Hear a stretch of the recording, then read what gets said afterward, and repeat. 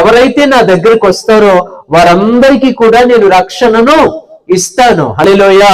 జక్కయ్య కిందికి దిగు, నేడు నేను నీ ఇంట ఉండవలసి ఉన్నది అని ప్రభువు ఆహ్వానాన్ని తెలియజేశాడు. విందు సిద్ధం చేశాను రండి అని అంటే ఆ విన్నటువంటి వాళ్ళందరూ కూడా ఏం చేశారట? ఆ మాటను ఏమాత్రమును లక్ష్య పెట్టలేదట.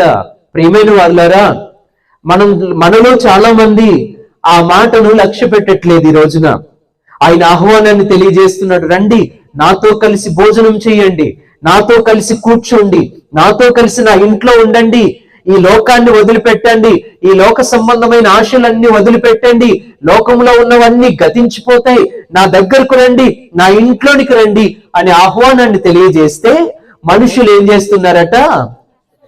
అన్నిటినీ లక్ష్య పెడుతున్నారు కానీ ఆయన మాటను మాత్రం లక్ష్య పెట్టట్లేదు. పనికిరానివన్నీ